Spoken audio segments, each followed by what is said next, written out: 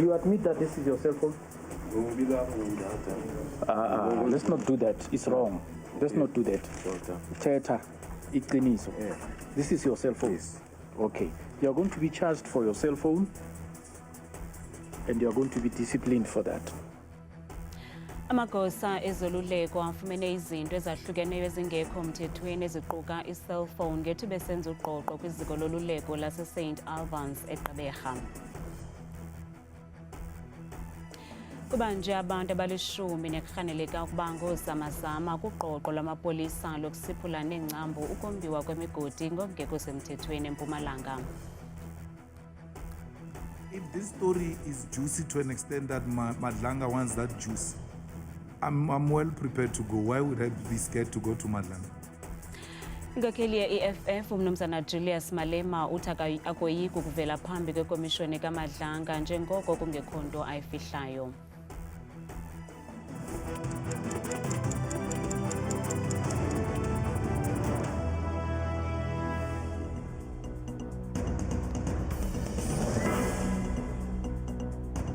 Sinibulise emakhaya ukanti Ndambi Ndodwa Ndamba noPhumza Sikhumba noyitoliki yolimi lwezandla. Namhlanje amagosa esebe lezoluleko angene engabhungisanga kwiziko loluleko lase-St Albans eGqeberha eMpuma Koloni. Umkomishinala weenkonzo zoluleko uMarhoti Thobakgale uthi amadindala ayinxalenye yokuthengiswa kwezinto ezingekho mthethweni kwanolawulo lwamaqela emigulukudu aqhuba urhwaphilizo ngaphakathi entolongweni.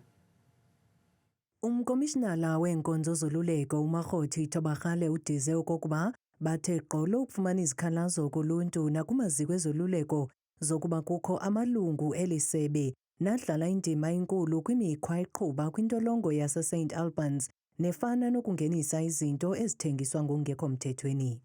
We have been on record saying that there are members that do bring contrabands through. When we catch them, we do take them through processes to discipline them. Some of them lose their jobs. But there are also members that are good, that do their work. Those that are doing wrong things, we will get them. Ukanti ziliqela izinto ezibhaqiweyo kubalulwa kuzo iziyobisi ne-cellphones ezingeniswe ngokungekho mthethweni kule ntolongo. We found cell phones. We found drugs, Dacha, Mendrex tablets, and we also are still searching because we know there's a particular cell that we need to target, and we're still going to work on that one. Umkomishinala Thobakgale ukwatyhole amadindala ngokuba ngabaphembeleli bemikhuba eqhutywayo. I am from the clinic. The nurses were supposed to arrive at 8. They arrived after 8 o'clock, meaning that they were late to work. But what makes things worse is that we had an offender here who was not well, who was showing signs of needing immediate attention, but they arrived late. So I have to address that also with the management. Ukanti ibiluqoqo lwesibini kweliziko olu.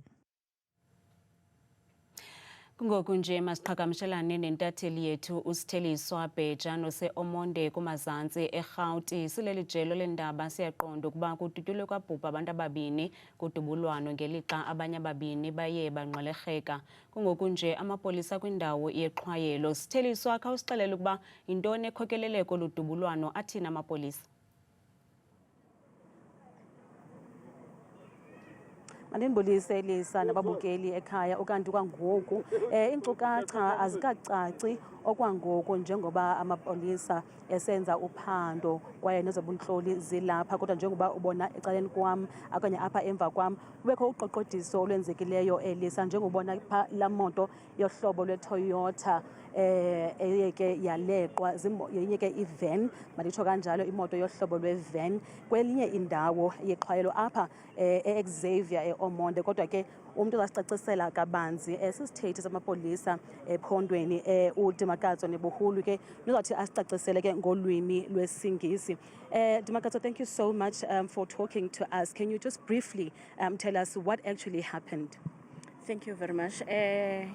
In the afternoon of today at about 1 o'clock, there was a shooting incident in this area. This is the road we are in, it is Crownwood Road. It involved 3 vehicles. At the moment, we cannot confirm how many occupants were in each vehicle, but what we can currently confirm now is that 2 people have been declared dead on the scene and 2 have been taken to hospital with gunshot wounds. At the moment, the scene is still active and the information is also still a bit sketchy, but we will be investigating a case of murder with 2 counts, an attempted murder with 2 counts, and we also currently at the scene, we already have our detectives and also we have our LCRC that they are combing the scene for any evidence that can assist with our investigation and also assist us to unravel what was the motive of this shooting, as currently we are not aware, we are not sure what was the motive of the shooting and who was the suspect, who was the victim. It is said ba kukhona abantu beleqa le moto kuba becinga fanele bazawufumana imoto. Can you maybe confirm that for us? Like I said, at the moment, we are not sure what are the circumstances that led to this shooting incident. Like I said, we already have our detectives. They are interviewing the witnesses, possible witnesses that saw what transpired. And also, we also have our LCRC. They are combing the scene to assist us to get any possible evidence that can assist us. So we are not exactly sure as to what was really happening and what led to the shooting. All right. Inkosi kakhulu lowo ke sisithethi samapolisa kwiphondo laseGauteng uDimakatso neBuhulu njengoba besitsho ke Elisa basaqhubeka bezobuntloli besabhenca indawo le yexhwayelo akacaci ke kuba abarhanelwa abababini ke abathe basweleka bebefuna ntoni kodwa ke njengoba esitsho ke umqhubi lo weToyota Fortuner ubonwe ephuma kwispaza shop nakhoyelwa kuba sesabemi bangaphandle kodwa ke amapolisa athi asaqhubeka Lisa okwangoku nophando lwabo. Sibambe ngazo zozibini kwintatheli yethu uStheliswa Bheja simbambise Omonde. Mapolisa eNtshona Koloni azingela abarhanelwa kudubulo nolushiye umntwana intombazana neminyaka emithandathu enqwelekile eValala Park sithanda ukulumkisa abo banenhliziyo ezibuthathaka ngelinqaku. Ngokwengxelo yamapolisa lo mntwana nodutyulwe entloko ebutsheni balemini uye wazifumana ephakathi kwisiganeko sodubulwano sonqevu. Uye wabalekiselwa esibhedlele kwesinye isiganeko sodubulo kudutyulwe kwabulawa iJoni eDelft phezolo. Amapolisa athi lo mba usaphandwa ukandeli Joni elinamatyathanga ngephulo eliqhubayo lokutyalwa kwamajoni kwindawo ezineqondo eliphezulu lolwaphulo mthetho kweli. Mapolisa aseMpumalanga liqinisile iphulo lawo lokulwa ulwaphulo mthetho lokwembiwa kwemigodi ngokungekho semthethweni kwiingingqi eziliqela zeliphondo. Namhlanje liphulo lizela amathokazi ngethuba kubanjwa abantu abalishumi nerhanelwa ukuba ngoozamazama ePilgrim's Rest. Mapolisa eliphondo athi aqinisekile kuba aza kuyiphumelela imfazwe yokwembiwa kwemigodi ngokungekho semthethweni. Bebemaxhaphetshu namhlanje abakwantsasana kwindawo yeseSabi eMpumalanga ngethuba bekhangela abombi migodi abangekho semthethweni. Abanye abahlali bathi imisebenzi yokwembiwa kwemigodi ngokungekho semthethweni idala umonakalo kwizindlu zabo kunye neziseko zendlela nanjengoko oku kusenzeka kufutshane namakhaya abo. What's going to happen is that one of the good days, Sabi overall, on Insimile, especially in particular the community, is going to fall down. It's going to fall down because there are attempts and rumors that those illegal miners, they can even hear when we are playing music when they are underground. Bakwathi utyalo lwamapolisa kule ndawo alwanelanga bamemelela kurhulumente ukuba angenelele nangakumbi ngokukhawuleza kungenjalo akwenze ukugrunjwa kwale migodi kube semthethweni.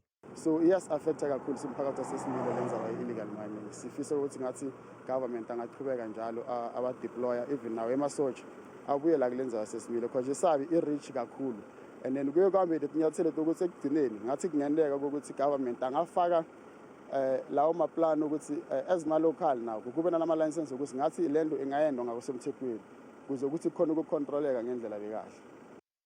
Ukanti ukuza kuthi ga ngoku sele bekhona ababanjiweyo nezixhobo. This is the continuation of Operation Vala Umgodi, where we are focusing on illicit mining.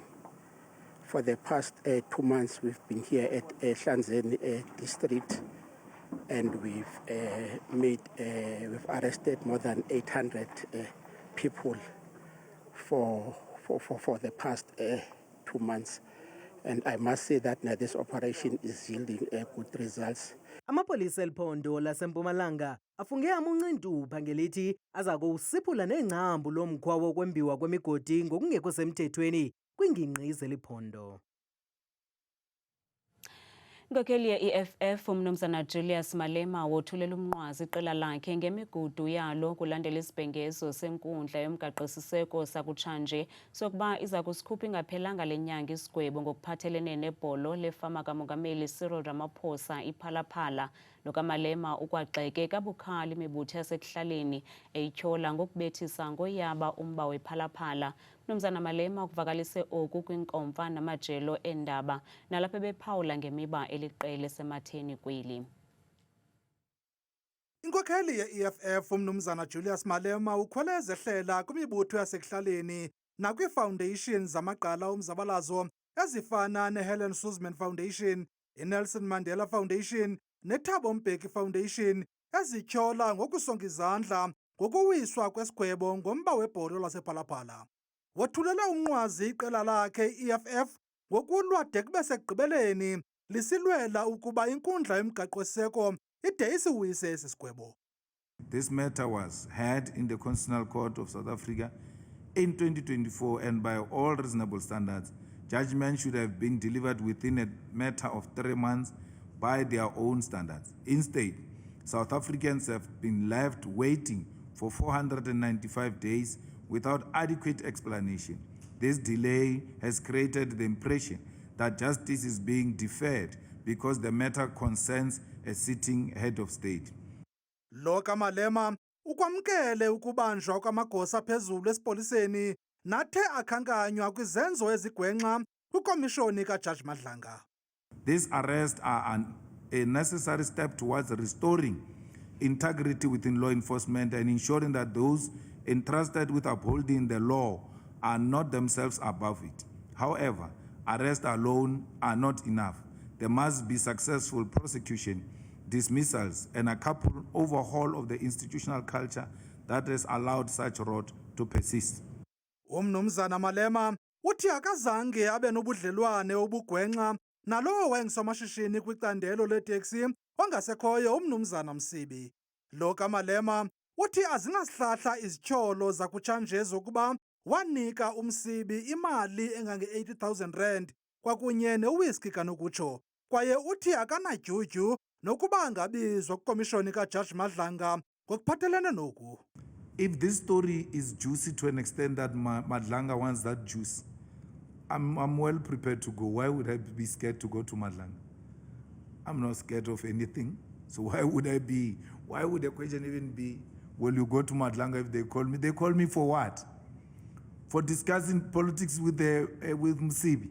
LokaMalema uthi baza kufana mthanyana bonke abo barhuqela igama lakhe kwakunye nele-EFF elidakeni, kwaye uthi akukho nto irhuqisa umrhaji imdibanisa nonjengele Shadrack Sibiya.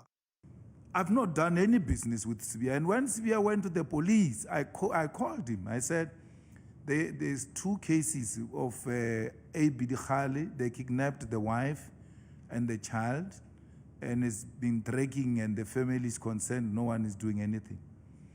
I then made Sibiya to be in contact with the family of Dikhali, and then I left it there because I was not personally interested in the matter. But a member of public brought the matter to my attention. As a public rep, I've got a duty to attend to it, and I did it, and I'll do it again.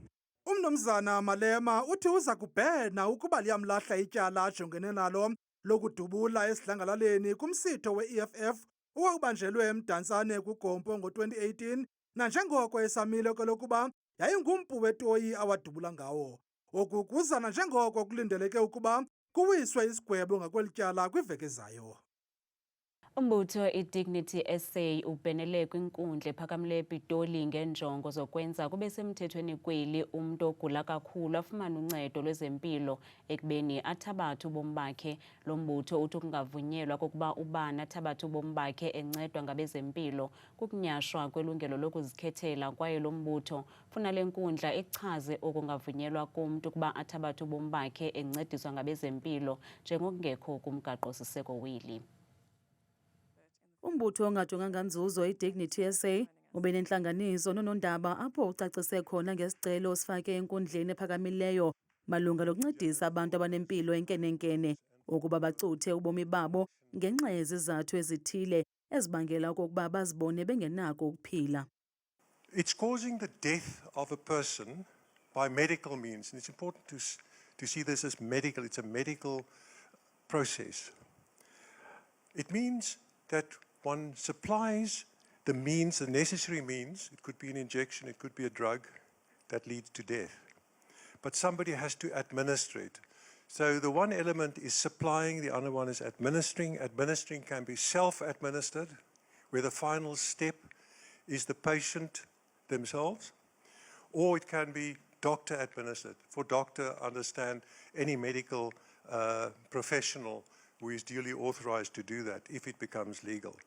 Sele kuyiminyaka eli-15 lo mbutho wafaka isicelo sokuba ukuncediswa kwesigulane secuthe ubomi baso kube semthethweni ngelithi abo bagulela ukufa bajongana nomqobo wokufezekiswa koku kuba indlu yowiso-mthetho ekhoyo ethatha esi senzo njengokubulala. We believe our constitution says it is a right that we have in the appropriate circumstances and with the necessary safeguards in place. Umama kaCraig Skona-Gerveld nowayeyinkwenkwana eyayiphila nesifo esinganyangekiyo i-neurofibromatosis type 1 ubomi bayo bonke uthi unyana wakhe waye wacela ukuba bamkhulule asweleke emva kokugula ixesha elide kodwa oko akuzange kwenzeke kuba kungekho msemthethweni kweli. There is nothing wrong with a human being wanting a medically assisted death under certain circumstances. In South Africa, this was not an option for him. He was prepared to travel to Switzerland to access it, despite being on a liquid diet for the final 4 months of his life. I will never forget him sitting on our bed, frail, exhausted, calling Dignitas in Switzerland and pleading with them to be allowed to come to them. ULenman umemelela ukumphathiswa wezobulungisa nophuhliso lomgaqo-siseko, umlawuli wezotshutshiso, umphathiswa wezempilo kunye nebhunga lezempilo ukuba baphose umrhaji bangenelele kulo mba. Umqeqeshi Banyana Banyana uDesiree Ellis uthi basebenza nzima neqela lakhe ukulungiselela itumente yeWAFCON ezakubanjwa kwinyanga kaJulayi. Ukulungiselela le tumente iBanyana Banyana izakudlala imidlalo emibini yobuhlobo nelizwe lase-Algeria kwiveki ezayo. There's a lot of things we need to work on. We've also seen in our final third, we're a team that's going to create a lot of chances. So we're working a lot on that as well. It's not going to happen overnight, but that's one area that I feel if we get that area right, you know, we score a lot more goals because we are creating, but it's just the decision making in the final third, maybe the movement in the final third. So we're working a lot on that as well to make sure that we've worked a lot on our defensive side. We've worked a lot in building up, you know, because we saw different things at WAFCON. Kanti abadlali bathi baqule baligangatha kwaye bacela abalandeli kuba baphume ngobuninzi ukuyobaxhasa kule midlalo yobuhlobo. Cela i-supporters uzosupporta kule game esizodlala ne-Algeria baphume nge-numbers siyabadinga i-support yabo babe ngu-number 12 ebaleni. So siyacela i-support ayibalulekile ukuthi bazosupport Banyana Banyana.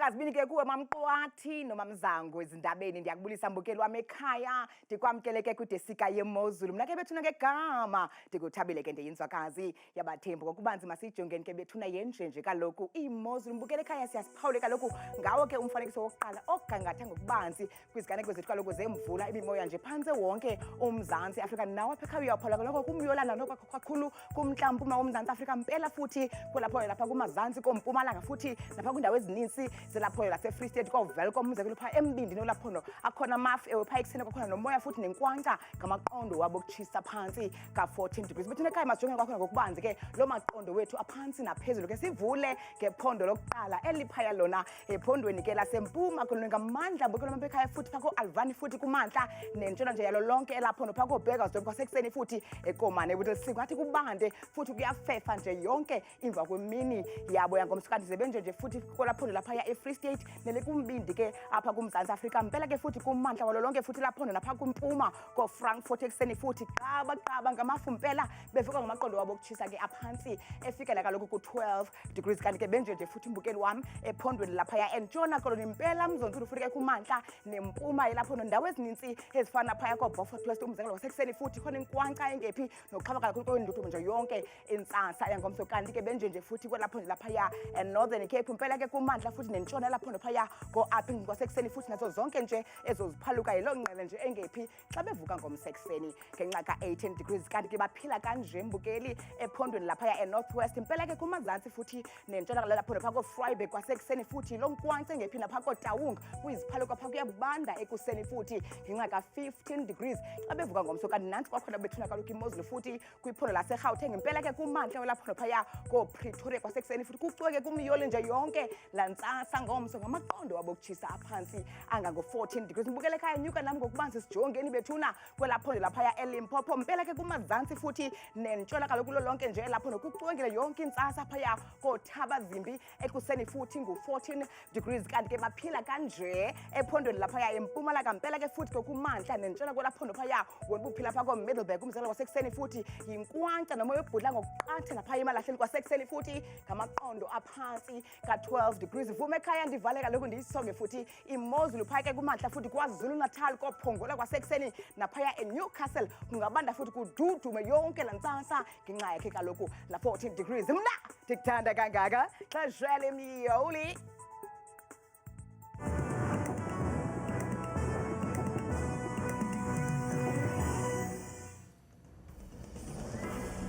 kamnandi mawethu.